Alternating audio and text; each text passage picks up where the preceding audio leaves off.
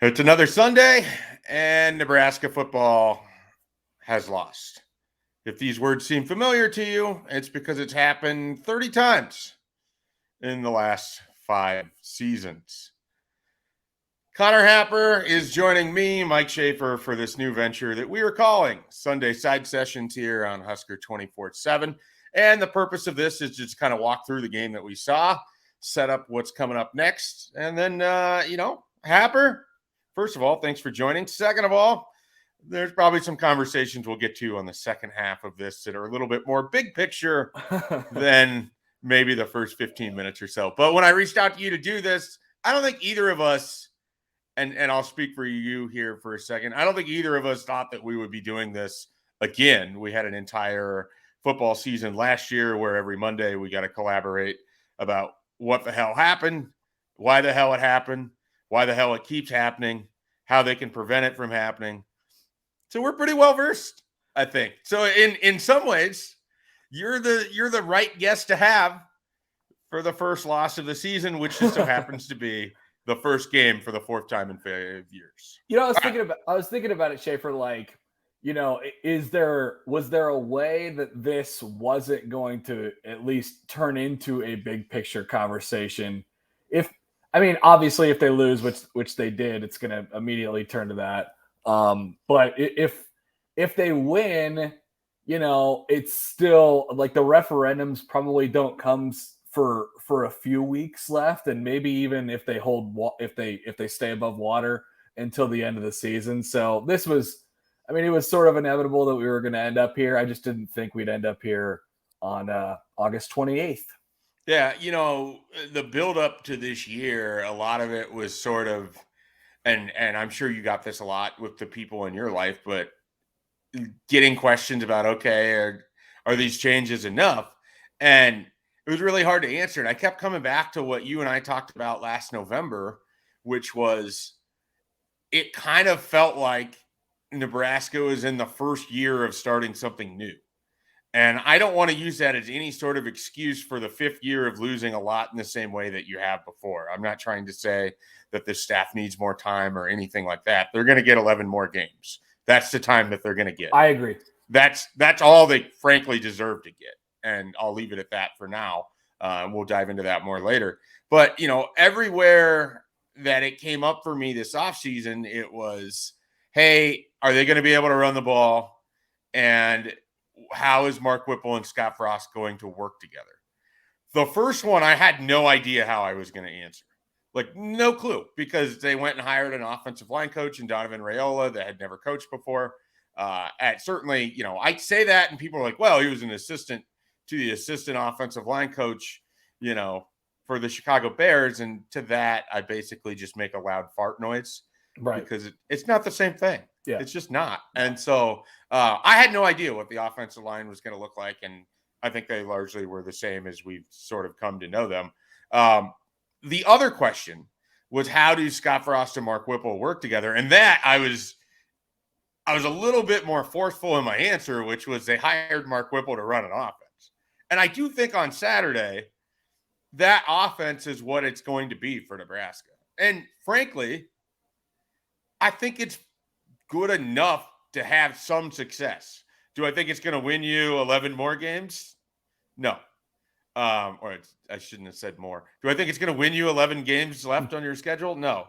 But is it good enough that you should be able to beat teams in the Big Ten West? Yes. And we'll start there. I thought Nebraska's offense, they put up 28 points. Generally, historically, that's enough when you're playing Big Ten West teams. And if you would have told me going into the game, Nebraska scores 28, will they win? 100% of the time, I would have said yes. Yeah. My number is 27. I thought they were going to win 27-17. And I was actually talking about that with people last week, and not to shift it too much to the defense right away, but I was talking about that with people last week, asking people really all throughout the last couple of weeks, like, what's the maximum amount of points they can give up for you to feel like comfortable? And I think we sort of settled on like 20, 21, 24 max. And, it ends up at 31 and ended up the way it is. But to the offense though, I don't think it looked that far off from sort of what I imagined it in my head. I did think that they'd be able to run it a little bit better conventionally, and maybe there's still sort of time for that, and it glues together on the offensive line a little bit more. Maybe Scott Frost will have more of a hand in it, and they get more creative. That sounds like a mess that is sort of waiting to happen. We can, of course, get to those comments, but I think what they wanted to do was sort of use the short passing game and the quick, easy passing game as sort of their version of an identity and what they can do consistently. And it was pretty good in the first half. And Casey Thompson looked like the guy who was going to be able to do it. And then, he got off, things got off script. He made that huge play. And it just felt like everything, and obviously the onside kick was built in there too, so there's a huge momentum swing in there.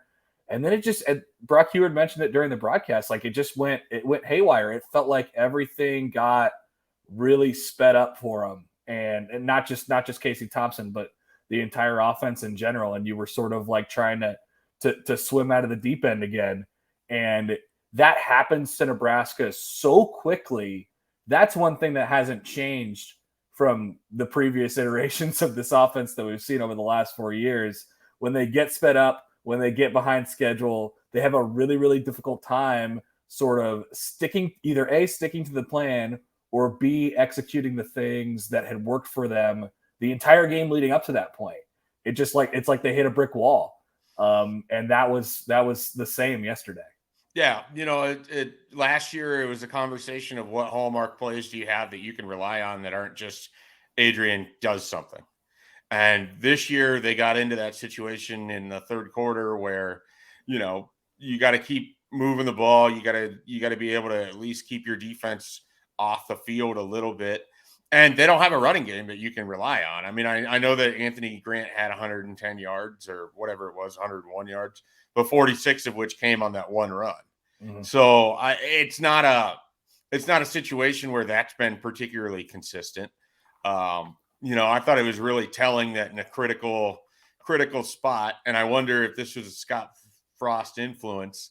Logan Smothers trots onto the field for 1 8-yard run. First thing I thought, and then goes back off the field. I mean, it's just there was always going to be a learning curve trying to mesh, what Mark Whipple is with what Scott Frost, wants to do, and Scott Frost basically being a former play caller who no longer has that duty, what he was going to be like in that whole realm. But it's they're very much a work in progress, but you can see how and why it could work. It amazes me that one ankle injury to Travis Vokolek suddenly killed their ability to throw the 7 to 9 yard passes that were pretty successful early on. It felt like big in the middle of the field. I mean, it just felt like after that happened, suddenly Casey just couldn't do anything else. His ball started to get a lot worse as the game went on, which makes you wonder if something happened during the game. That he wasn't. There was a throw. He looked comfortable, but I agree with you that it was coming out weird. Maybe that's just who he sort of is as a passer, but I don't know. Yeah, you'd see these replays, and it's just like they were never spirals, like they were never tight. So they're pretty wobbly. And then, of course, when you're trying to throw across the field like a deep out or something, he doesn't really have a huge arm, so it's not like he's putting a ton of zip on that too. You could just see in the second half that the passes were not as crisp as they were, because you go back to that very first touchdown that he threw to Isaiah Garcia Castaneda. Great catch, great play, great throw. I mean, they just didn't look like that in the second half. So that makes me wonder if something else is going on there. But then it goes back to, like I said, you don't have a running game you can rely on. You don't have things where you can just go get, okay, we had a bad first down at 2nd and 10. What's a play where we're at least going to give ourselves 3rd and 5 or better? Not that you can always gain 5 yards on every play, but like a play that 70% of the time you're going to have success with, and they just don't have it. It just blows my mind how difficult the simplest things are for this team. Regardless of everything that you change, everything that looks different, it comes back to when adversity hits, they simply just don't have the ability to stay away from mistakes. And it's not all on Casey Thompson. He had 2 interceptions, both of which sort of felt like the guy either that dropped the pass and Wyatt Lever or Oliver Martin could have made a little bit better play on the ball. It wasn't For like sure, Oliver Martin. it wasn't like those weren't near there, but it comes back to an issue that they've had for the last 5 years. They don't have 4 years. I mean, really, they don't have wide receivers that they're comfortable with. No matter what they do, it just never seems particularly good for them at that spot. So just a giant mess all the way around on offense. It never feels clean. It felt clean, I think, for the first half of this game. And you're like, oh, okay, this can be something. They got to figure out how to run it better. And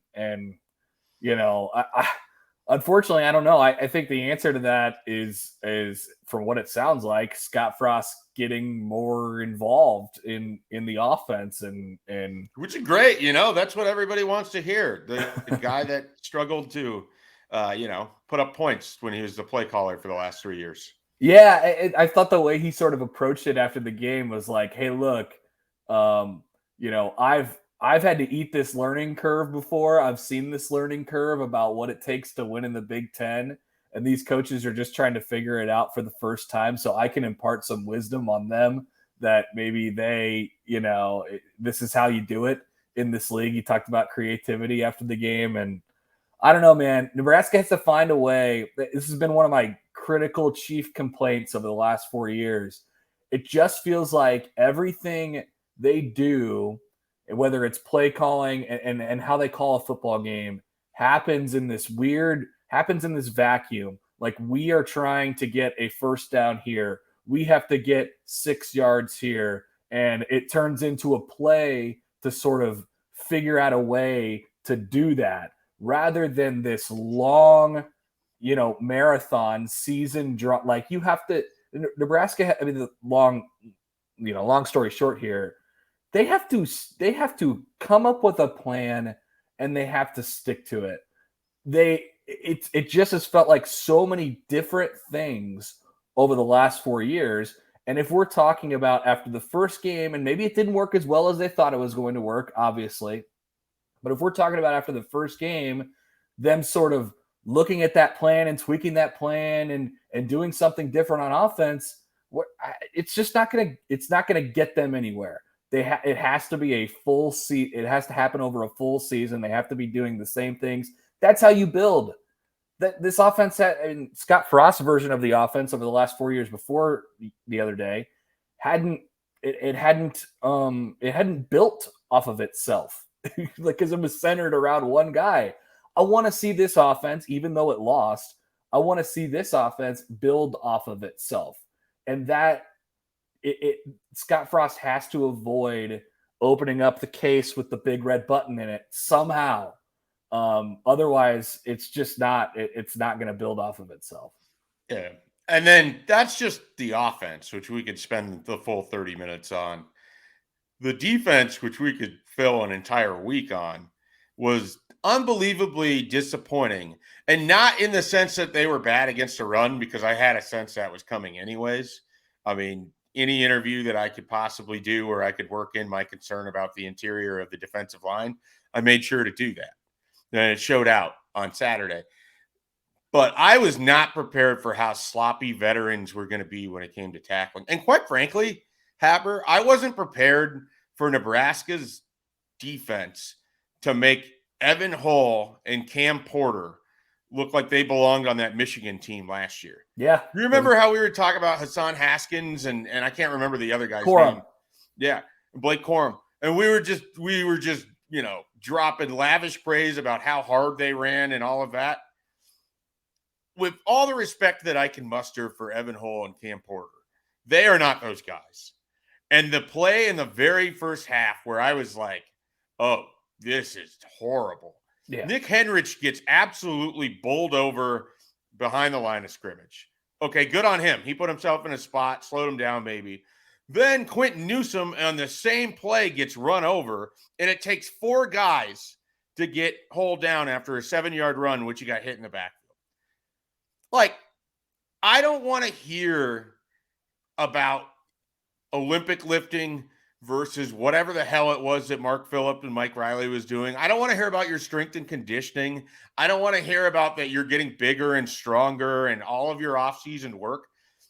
Because quite frankly, going against one of the worst running backs that you'll face in the division, you got absolutely slapped in the face. I mean, I was going to say something else, but I don't know how family friendly this podcast is. I haven't set a rating on it yet. We'll see. But I mean, goodness, that was eye-opening. It looked bad. Like right away, it was like, if they do this for 4 quarters, Nebraska is going to be in a dogfight. And we know what it's like when Nebraska's in those fights. They wilt. And what happened? They wilted. Yeah.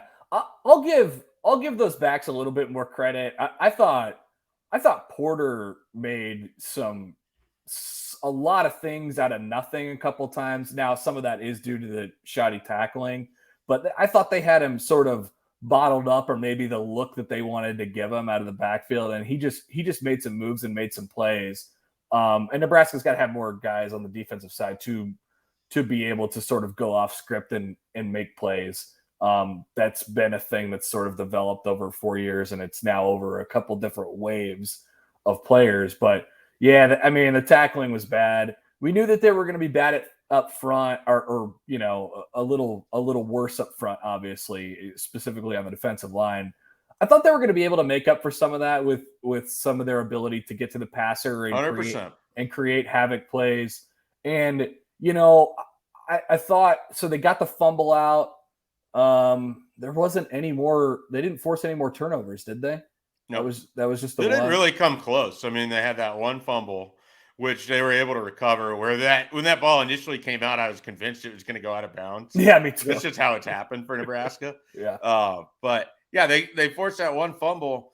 But yeah, there was. I mean, did Helinski get knocked down at any point? I don't think he got touched. No, not much. I mean, there was some pressures early, like maybe 2 or 3 early, and then after that, there was one good bull rush from Garrett Nelson where I think he affected something. The rest of the game, that pass rush was nothing. And they have it, like, that's been a constant theme that, you know, it'll start slow in the first quarter, and you'll kind of wonder, like, okay, are we just going to let them hit these 8-yard passes all day and not pressure the quarterback? And then usually they sort of figure out a plan, and they wear them down a little bit too. And they do a pretty good job with that. It's sort of this sequencing as much as you possibly can of calling a game on the defensive side of the ball. But I mean, those blitz, and Shenander loves those late blitzes, those ones that come a little bit staggered. When he sends them from Valparaiso. Yeah, exactly. From outer space, as I like to say. They never got home. They didn't. You didn't get really touched. So that's the thing they're going to have to do, or they're going to have to think about exactly how much ability they have to get to the passer. And if they don't have as much as maybe they thought they did, then they're going to have to do some different things on the back end of the defense, where the tackling was bad there too. So you got to evaluate that a little bit. I think that'll get better, and we'll be talking about a little bit of a different thing here before, by the time Nebraska plays Oklahoma. But yeah, there's some things to look at from that one too. Yeah, I mean, and I'll wear this one. I definitely thought their pass coverage was going to be better to start the year than certainly where they were at. I thought they'd be a little bit more aggressive because they like their corners and they like their rush end. So maybe you can jam some guys at the line of scrimmage and slow things down that way. But instead, it was the same soft zone that Arthur Sikowski has picked apart, that Tanner Morgan has picked apart, that numerous quarterbacks that don't have, Sunday talent can sit there and they get time and they can make easy throws. And quite frankly, as I'm sitting here thinking about it, a lot of Northwestern's game plan, they dipped into like 2019 Minnesota. You have to sell out to stop the run, which Nebraska clearly had to do. Okay, here's an RPO to our tight end. Here's an RPO to our tight end. Here's an RPO to the wide open freaking guy in the middle of the field because the safeties didn't communicate, because the linebackers don't know who they're going to pick up. I mean, they looked completely unprepared to stop an intermediate passing game off of the RPO, which is sort of baffling because that's what you're going to get from a lot of these teams that you face this year. Yeah. And I like the amount of times where the linebackers were supposed to pass to the safety or the safeties were passing amongst each other, and you just didn't know who had who in coverage. And then, of course, I think Luke Reimer gets hurt, and Ernest Hausman's thrown in there, and it's a critical situation, and it's a freshman, and he's just not ready, for that coverage spot right there. And I look at Nebraska's schedule. Indiana's going to do this. Rutgers is going to do this. Purdue doesn't need to do this, but they could do this. I mean, God help you if Purdue's running on you.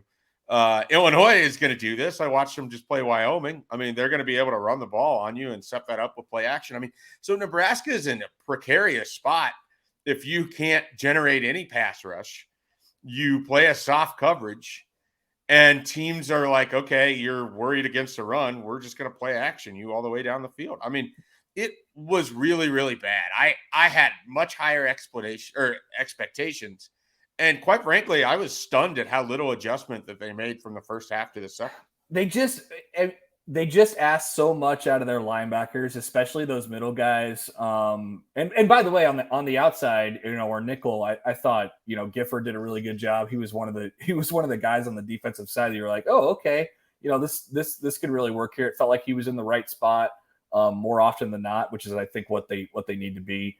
But the thought sort of was, well, you're going to give up a little bit in the trenches. So can you transfer all that pressure to your middle linebackers so they can get out and run and make plays? And that was it was a bad first test. They might have failed or got close to that because, or miscalculated on if the sort of formula that I just laid out, they have enough to sort of complete it. They're thin. They're thin at that inside linebacker spot. So all of a sudden, when Luke Reimer goes out, things change. It was not a good day for Henrich either. Those guys weren't free. They weren't as free as they have been over the last couple years, and that changed that changed exactly how they look. So, I mean, you take inventory. You see what you have. You see how those guys played, and then you maybe tweak the formula based on that. And that's what I have a fair amount of confidence that Eric Shander can do that. But it was sort of eye-opening. Yeah. Nebraska finds itself in the same exact spot that it was a year ago. They're 0-1. They get 2 warm-up games before they play Oklahoma. Last year, that resulted in a 3-9 season in which the highlight was a 56-7 win over the team that just beat them yesterday. How does Nebraska prevent? Oh, you like that line? Yeah, he's just pretty deadpan. Nice. I liked it. How does Nebraska prevent? How do they prevent a repeat of 2021? Because you're already, you can use whatever dumbass quote you want. Same movie, seen the same scene, seen it over again, deja vu, whatever it is. I don't care. How does Nebraska prevent a similar season unfolding? Can they? Do they have the ability to avoid that? Because Happer, it's laid out the exact same way. Yep. They're gonna come back and they're gonna play North Dakota. Last year it was Fordham. Then they're gonna play Georgia Southern. Last year it was Buffalo, and then it's Oklahoma. Like what can they do in these next few weeks that could set them up, if anything, to avoid a repeat of 2021? Well, I mean, I think it's sort of cut and dry, at least for a start. I think it's beat Oklahoma. I mean, like, if they do that, you could officially say that you are beyond whatever happened in Ireland. To make the analogy back to last year, they played really well against Oklahoma. And we both, I think, expected them to go to Michigan State and play a really good game and get out of there with a win. That was the game after the Oklahoma game. And that was the game we were sort of building up to be. This is the must win. This feels like the one that could make it turn a little bit. I think it turns into the Oklahoma game this year. And maybe it doesn't fix all the things that we just talked about, like the X's and O's part of it and how the offensive staff is working with each other and all that stuff. But a win changes everything, and it makes people feel a lot better. So I think, if you can find a way to get a 3-1 start, which is what everyone expected you to do, and you just flip it and you make the win against Oklahoma, you can feel like you're back on track. Nebraska has never felt on track over the last 4 years. They've felt like they've been, fighting, swimming upstream, whatever analogy you want to make there. But they're trying to punch out with their backs against the ropes like constantly. So the only way you can not feel that way for the remainder of this season is be 3-1 on when you wake up on September 18th. And Nebraska's that Oklahoma game now, all eyes go to that, I think. Yeah. So is there anything you want to see against North Dakota this upcoming Saturday? Any specific player, anything specifically done? I know last year for me, when they took on Fordham, it was just try to figure out your running game. Line it up, run right at them. If you have to run 60 times, you run 60 times. It's not a game where you need to throw it a bunch. I think Adrian threw it like 25 times, whatever. I don't know if I even have anything this year. Like what happens when Trev Alberts essentially put a clock on the buyout money on October 1st is that I have a hard time even coming up with like reasons that the North Dakota and Georgia Southern game matter. Like it is August 28th, and I can't even tell you that games 2 and 3 matter for Nebraska because it's either assumed that they're going to win, or if they don't win, what you already think is going to happen becomes guaranteed. It was always it was always going to be that way, though. It was always going to be, okay, Northwestern is huge. If you can get through Northwestern, then we're just going to, we're going to spend the next 2 weeks. We're going to tweak some things, maybe get some younger guys in or more guys in, and then we put everything we have into Oklahoma. Now it's harder to do that with a loss. Things will, this will soften over the next couple weeks. It won't go away because, like you said, Schaefer, there's nothing you could do to erase what just happened. And that's always going to be in the back of people's mind. You're not going to be able to prove it that you're different with wins over North Dakota and Georgia Southern, but it softens a little bit, and maybe you could sort of hit the reset button. But that's it. I mean, yes, I want to see them run the ball better, and they have to against these next two teams. But this is all mental. They have to figure out how to get off the mat again immediately, right away to start this season. And I mean, I know we get sick and tired of hearing of it, but Frost hit on it yesterday after the game. Like this is on the I mean, what happens in the next 2 weeks has got to be figured out from an internal standpoint on the players. They have to find a way to not let this thing slip away. And a loss in any of the next 2 games obviously would be a show that it has. Is there anything that specifically gives you confidence that this team could pull itself off the map? I think, like I said, I think it'll feel a little bit different in a couple of weeks, and maybe this team gets some confidence. I did like what I think it was Buford after the game who was like, "Hey, look, we played our worst game of the year, and we only lost by 3, so that's sort of scary." Now we can look at that and roll our eyes, but I do like that's sort of the mindset that you want your guys to have. Yeah, it's better that than all is lost. Right, exactly. Like if there was one thing that was positive about this team, or one of a few going into the season, I like that they have all this sort of new blood and guys that are stepping on the field for the first time. It was always going to be tough to get this win in Ireland because of that and all these pieces meshing together. But there's a lot of guys in the team who I don't feel the same weight that Scott Frost, for instance, carries with him of the last 4 years. Now, does that change when the plane lands, or as the plane lands today? Maybe, because you come back here and things get a little bit heavy again. That's what wins do. They relieve pressure, and so when they got a 2-1 next to their name, maybe it'll feel a little bit different, but it's going to be tough. It's going to be tough. All right. That was Connor Happer joining us here on Sunday Side Sessions, getting to talk once again about an 0-1 start for Nebraska football after a 31-28 loss to Northwestern. Be sure to stop by Husker 24/7 throughout Sunday, throughout the beginning of the week. We have plenty of coverage of the game over at Northwestern, over in Ireland, and plenty of coverage about the fallout of Nebraska's first loss. Be sure to check out the Connor Happer show on 1620 The Zone. It airs 10 to 2 every single weekday. And I don't know what time. Well, actually, we could do 11:30 tomorrow because Nebraska won't have a press conference. I am on Mondays. Time will be determined most weeks based off of Nebraska's press schedule. Usually before noon.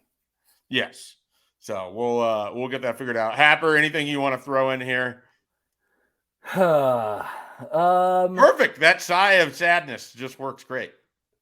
Okay, we'll just end it there then. It's just it stinks that, like, to go back to the very beginning, like, we're already doing this big picture, like, what happens next, and asking all these big questions. It's August 28th. It just feels so heavy already. And maybe one day we'll have a nice short runway or a long runway to start the season. Yeah, well, they've earned it. It's an unfortunate truth, but yeah, they've earned it, and we'll oblige them, I guess, as we have, and continue to do so. Happer, appreciate your time here on a Sunday. Have a great last day of your weekend, and we'll catch you next week. Thanks, Schaefer. All right.